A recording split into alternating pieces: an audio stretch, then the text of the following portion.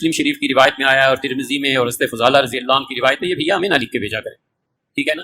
اس سے سوائے اس کے کچھ نہیں ہوتا کہ ہم اسے پڑھ کے فوری طور پہ ریموو۔ یہ حدیثیں ہم نے پڑھی بھی ہیں، پڑھائی بھی، ہم کئی بار عرض کر چکے ہیں کہ ہمارا کوئی تعلق اہل حدیث سے نہیں ہے، پکے ٹھیٹ حنفی، پکے ٹھیٹ حنفی، پکے ٹھیٹ حنفی۔ ہمیں نہیں سمجھ میں آتی امت میں جو 1500 سال سے ہمارے بزرگوں نے دین کو سمجھا ہے، آخر اس کو چھوڑ کے اب نئی نئی باتیں اور نئے نئے فرقے بنانے کی ضرورت تمہیں کیا پڑی ہے؟ اور کوئی کام نہیں رہ گیا۔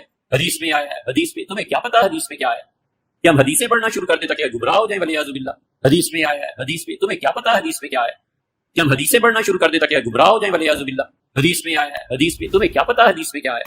کہ ہم حدیثیں پڑھنا شروع کر دیں تاکہ گمراہ ہو جائیں ولیعاذ باللہ۔ ہم صاف لفظوں میں کہتے ہیں جو آدمی بغیر اساتذہ کے حدیث پڑھتا ہے وہ گمراہ ہو ہی جاتا ہے، اسی کو سے پتہ نہیں ہے کہ حدیث مطلب کیا۔ یا ایھا الذین آمنوا، اے ایمان والو، لا ترفعوا اصواتکم فوق صوت النبی، اپنی آواز کو بھی کبھی نبی صلی اللہ علیہ وآلہ وسلم کی آواز سے بلند نہ کرنا۔ ولا تجہروا لہ بالقول کجہر بعضکم لبعض، اور ان کے حضور اس طریقے سے بلند آواز میں گفتگو نہ کرنا جس طرح آپس میں ایک دوسرے کے ساتھ کرتے ہو۔ ان تحبط اعمالکم وانتم لا تشعرون، ایسا نہ ہو کہ تمہارے اعمال برباد کر دیے جائیں اور تمہیں شعور بھی نہ ہو، توبہ کی توفیق بھی نہ ملے۔ اور یہ حیران کن بات ہے کہ یہ آیت کسی عام انسان کے بارے میں نازل نہیں ہوئی، بلکہ صحیح بخاری کے اندر شان نزول موجود ہے۔ عبداللہ ابن ابی ملیکہ تابعی کہتے ہیں قریب ہے کہ اس مخلوق کے 2 بہترین لوگ یعنی ابو بکر اور عمر برباد ہو جاتے جب انہوں نے انجانے میں رسول اللہ کے حضور اپنی آوازوں کو بلند کر دیا۔ ایک قبیلہ آیا ہوا تھا، نبی الاسلام کی یہ مبارک عادت تھی کہ جب قبیلہ اسلام قبول کر کے واپس جاتا تھا تو ایک فوکل پرسن آپ مقرر کرتے تھے۔ حضرت ابو بکر نے مشورہ دیا کہ اس کو فوکل پرسن مقرر کرے، حضرت عمر نے کہا نہیں یا رسول اللہ اس کو کرے۔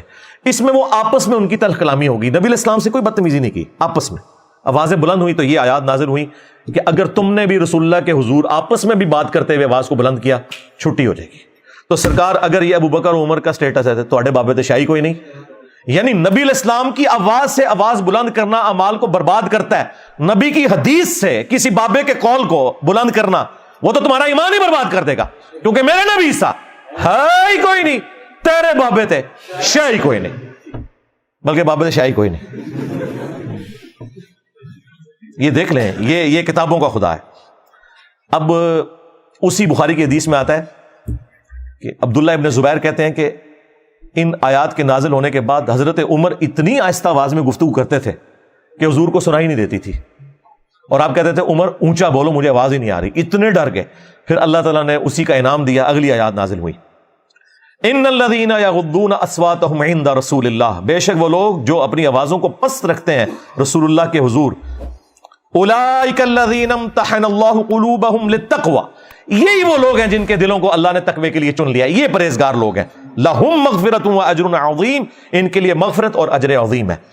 تو میرے بھائی یہ بڑا سینسٹیو ایشو ہے، یہاں تو لوگ کہتے ہیں جی خیر حدیث، بلکہ وہ تو ایک مفتی کہتا ہے جی یہ ہمیں بار بار نہ بتایا کرو حدیث میں آیا ہے، حدیث میں آیا، کہ دسیے تنوں فتاوی عالمگیری چاہیا ہے، قدوری شریف ہی چاہیا ہے کہ کتے نال منہ کالا کر لو تے کھوتے نال منہ کالا کر لو تے اے ہوندا ہے، اے دسیے تنوں۔ مسلم شریف کی روایت میں آیا ہے اور ترمذی میں اور حضرت فضالہ رضی اللہ عنہ کی روایت میں، یہ بھیا ہمیں نہ لکھ کے بھیجا کریں، ٹھیک ہے نا؟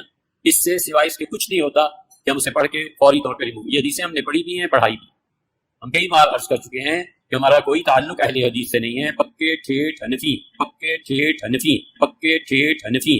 ہمیں نہیں سمجھ میں آتی امت میں جو 1500 سال سے ہمارے بزرگوں نے دین کو سمجھا ہے، آخر اس کو چھوڑ کے اب نئی نئی باتیں اور نئے نئے فرقے بنانے کی ضرورت تمہیں کیا پڑی ہے؟ اور کوئی کام نہیں رہ گیا۔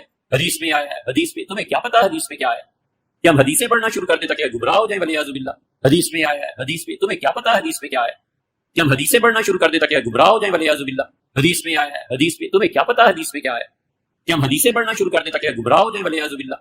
ہم صاف لفظوں میں کہتے ہیں جو آدمی بغیر اساتذہ کے حدیث پڑھتا ہے وہ گمراہ ہو ہی جاتا ہے، اسی کو سے پتہ نہیں ہے کہ حدیث مطلب کیا۔ ہمیں نا حدیثیں سنایا کرو۔ سورۃ النساء کی آیت نمبر 65 میں اللہ تعالیٰ نے فرمایا ہے کہ اے نبی تیرے رب ہونے کی قسم یہ مومن ہی نہیں ہو سکتے جب تک کہ ہر معاملے میں آپ کو اپنا حاکم نہ مان لیں، اور جب آپ فیصلہ کر دیں تو اپنے دل میں بھی اس کے بارے میں کوئی کجی محسوس نہ کریں، تب یہ مومن ہوں گے۔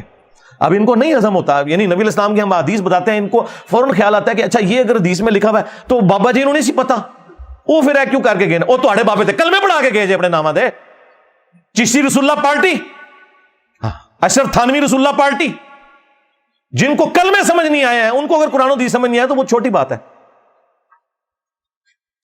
اتنی کافی ہے۔